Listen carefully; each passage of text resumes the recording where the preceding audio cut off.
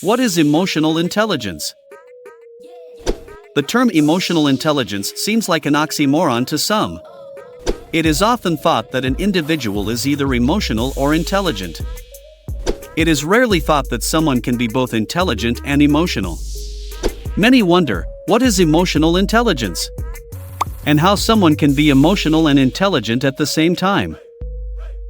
This is because most societies encourage and expect us to be intelligent, but being emotional is seen as a weak thing to be avoided at all costs. Furthermore, being emotional is often immediately considered negative. And many people will counter someone emotional with positive toxicity. We often hear people say keep a poker face, keep a straight face, men don't cry. Don't wear your emotions on your sleeve. Don't be a crybaby. You're such a drama queen. Put your big girl pants on. Can you think of any more? Leave a comment. In reality, emotions are a natural and important part of who we are. Follow us to learn more. While we may have positive or negative emotions, emotions themselves are not a negative thing. Even having negative emotions is not a negative thing either. Having emotions and having the need to express them is no different nor less important than being hungry and having the need to eat. Who is to say that having and expressing emotions isn't important but being hungry and eating is important? In fact, speaking of eating and holistic health, intaking certain elements can trigger our hormones, which in turn changes our emotions and our expressions of them. I'm sure many of us have heard the term bottled up emotions. Bottling up emotions is no different than retaining waste in our bodies. Just like eliminating bodily waste will take place regardless. Emotions will be expressed no matter how long we bottle them up. Just like retaining bodily waste is toxic to our bodies, whether we realize it or not, if we don't express emotions healthily and in a timely manner, sooner or later they will manifest in the form of pimples, sudden angry outbursts, and more. Suppressing bodily waste as well as emotions will undeniably lead to serious health issues. Now that we established that emotions will be expressed whether we try to suppress them or not, let's add that emotional intelligence is simply an intelligent, controlled, and organized way of expressing our emotions. Rather than being what they say a basket case or basically emotionally overwhelmed, disorganized, tactless, insensitive, or inconsiderate. For example, emotional intelligence is not about never crying. Crying is necessary and inevitable. It is about knowing when and when not to cry. Emotional intelligence is a critical factor for success in life. Life's essence lies in nature, people, people's emotions, interactions, and connections. Emotional intelligence is the ability to understand and manage emotions. Emotional intelligence is what bridges the gap between getting our daily tasks done and having harmony in all our relationships, realizing that we can't get anything done without each other, and understanding that if we don't feel good, we won't perform well. With that said, it is needless to say that the world is lagging behind in the area of emotional intelligence, and that's why we care to share. Welcome to medi-date, the place where we upgrade your well-being journey together. Here are 4 components of emotional intelligence. 1. Self-awareness. Self-awareness involves knowing your story, how it affects you, and making peace with your past.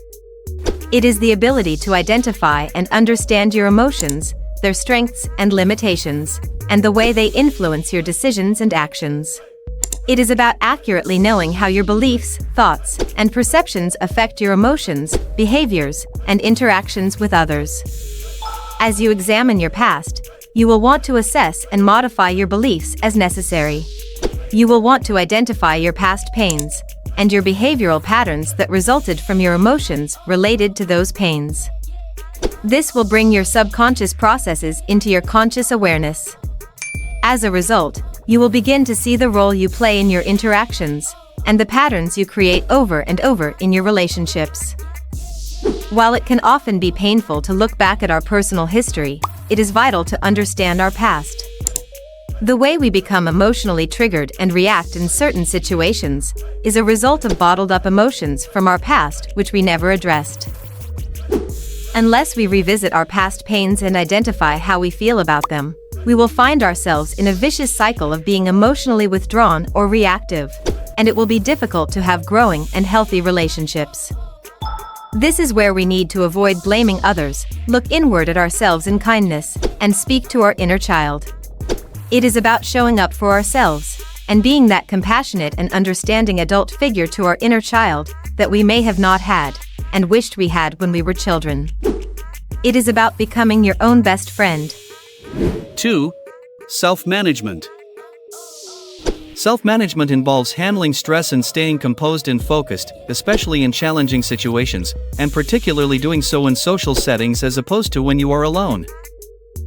This includes interactions with family members, co-workers, or any other social interaction. For example, this is when you need to keep a straight face when you think something is funny, but it is inappropriate to laugh, or when you feel so angry, but maintaining that poker face, because it is unwise to show your anger at that moment. This is about being aware of your thoughts and emotions, and managing them in a healthy way, despite external circumstances. It is the ability to adapt to changing situations, being flexible, and practicing patience, resilience, and tolerance. It is salient to note that self-management isn't about being fake or not being our true self with others, but it is about being wise and practicing self-control in the way we express our emotions with others, thinking about the consequences of our emotional expressions before we express them. Self-management is a creative process, where you can imagine yourself as an actor in the play of your life, and you as an actor, are able to mentally step outside of yourself, see yourself and others involved in each scene of your life. Write your own future and decide where you want to go, what you want to do, and how you want to interact with others.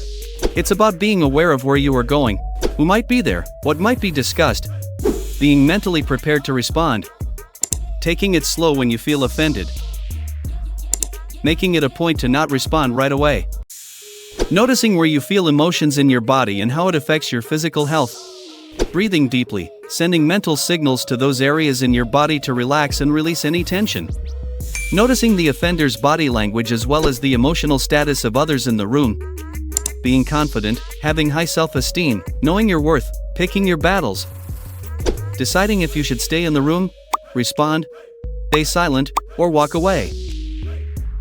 It is more common to practice self-management in social settings, however most of us don't practice self-management as much with family members, as we are too comfortable with family members, among other things. Nevertheless, practicing self-management with family members, whom we'd like to think are the most important people to us, is the most crucial, as difficult as it may sound. Our family is the first scene in our play of life. Perfecting how we practice self-management with our family members at home paves the way, not only for achieving those happy, healthy family relationships we all wish for. Also, this prepares us to have extraordinary social relationships. Remember, you are the playwright and director of your own play of life. Self-management is also about not taking life more seriously than you should. It is about having fun with managing your own emotions, knowing that being in charge of your emotions puts you in a position of power, understanding that when you control your own emotions, you are actually able to control the situations that you are in, and that is a very rare and attractive thing. Moreover, self-management includes the capacity to delay gratification, manage impulses, and maintain a positive outlook. It is about gaining exposure to the world and its diverse cultures with an open mind. While you may experience culture shocks or not agree with certain beliefs and behaviors, as an emotionally intelligent person, you would respond with an open mind. Once again, it is the ability to stay composed, have neutral facial expressions, and relaxed body language, even when facing difficult emotions like anger or anxiety. It is the ability to move through life's uncomfortable situations with a mindset that says it's no big deal even if it is. You can always process your experiences later and learn from them. Self-management is about noticing your own behavior patterns as well as the behavior patterns of others, deciding what behaviors you can and cannot handle, and not subjecting yourself to situations where you find it challenging to manage or control your emotions. This is where you will want to define and set your own boundaries. As we mentioned earlier, self-management is about being prepared to respond in any given difficult interaction. Preparing to respond is what you will want to do when you are alone in your free time. Preparing to respond involves different aspects. One aspect is maintaining healthy eating and exercising, which is foundational to maintaining your physical health, preventing many problems, and contributing greatly to every aspect of your functioning. Be sure to check out our shorts videos and playlists for abundant and important ways to maintain good health. Another aspect is learning skills for breathing and relaxation. Healthy breathing patterns and physical relaxation skills are essential components to successful self-management. You might think this is silly because breathing happens naturally. We are always breathing. However, learning breathing skills is also foundational. This is because our breathing patterns change when we are under stress, disrupting the balance of bodily functioning, which can prolong our feelings of anxiety and make our physical symptoms of stress worse. Follow us to learn more. Last and most important, reviewing your personal history, continuously doing your own emotional healing work to recover from past difficulties and trauma, learning skills for soothing and motivating yourself, are all absolutely necessary for self-management and managing your enthusiasm and energy levels on an ongoing basis. 3. Social awareness. Social awareness involves being attentive and empathetic towards the emotions and needs of others. Empathy is the ability to comprehend someone's situation and connect with them, sharing their feelings, even if we haven't been through the same experience. Doing this while listening attentively and offering comfort provides a foundation for building rapport and effective relationships. Empathy is also known as trying to put yourself in someone's shoes. We say trying because we can never really 100% put ourselves in someone else's shoes or feel the difficulties they have experienced. Social awareness and the ability to be empathetic involve understanding different perspectives, reading nonverbal social signals, and being sensitive to the dynamics of social interactions. Socially aware individuals are skilled at listening actively and demonstrating genuine concern for the well-being of others. Follow us to learn more. To be socially aware, we will need to develop a positive view of others, especially of people whom we feel negatively about, can't easily separate from, and have to often be around, such as certain family members or co-workers. I'm sure you can relate. Who is it for you? Comment below, is it family or co-workers? Developing a positive view of others, especially those we feel negatively about, is about understanding that people who behave negatively do so for a reason, and they may or may not be conscious of why or how they are behaving. Whether people communicate positively or negatively, they may do so consciously or unconsciously, so for the sake of maintaining harmony in our social interactions, we would want to consider that there is a reason for the negativity, although we might never know what the reason is. Practicing empathy with everyone, avoiding making assumptions, and being aware of our own biases will help us navigate these relationships. Most people don't understand themselves, and while many care to do self-discovery work, many others simply don't. Many people are caught in unconscious games such as one-upmanship, playing the victim, and more. By learning more about these patterns of interaction and the basic meaning of human integrity, we can master the realm of socializing, whether with close loved ones or casual acquaintances. This is where we will need to practice compassion. Believe it or not, showing compassion towards others whom we dislike might turn the situation around, and this isn't unusual. Know that most people basically want to connect and have a good time in social situations. Believing the best of others will help you tremendously to build strong connections. While developing a positive view of those we feel negatively about sounds challenging, and like extra work that we may not feel like we should be the ones doing, knowing that we as humans have a lot in common with each other. And when we understand people's basic needs for validation, acknowledgement, and authentic connection, we will be well equipped to navigate the sometimes tricky world of social interactions. If our personality is more balanced than others, we might feel burdened by needing to get along with others who have a less balanced personality than us, but we also want to know that someone would be a role model for us if we were the unbalanced ones. We might also want to consider that showing compassion and being the bigger person in negative situations, as us being role models and realizing how much we are helping to improve societal interactions by doing so. Just like negative energy is toxic, positive energy is contagious, and who wouldn't wish for a positive society? 4. Relationship management. While having functional and successful relationships comes easy for some, many people find it challenging to build healthy, lasting relationships. As a result, some may become introverts, prefer to spend time alone, or even feel lonely although they might be part of a big family and are surrounded by many people. Regardless, if we succeed or fail at building healthy relationships, as humans, we are relational beings and we all need relationships. We have an inherent desire to be close to other people, to connect and build relationships. Also, our physical body, from our ears that have the ability to listen, to our tongues that have the ability to speak and communicate, are designed not only to have relationships, but to have advanced relationships, far more than we may know. Our physical bodies are designed to have complex relationships. At the very least, we all need relationships for basic survival. As humans, we need each other in order to live, learn, give and get safety, share resources, create and build, reproduce, and raise children.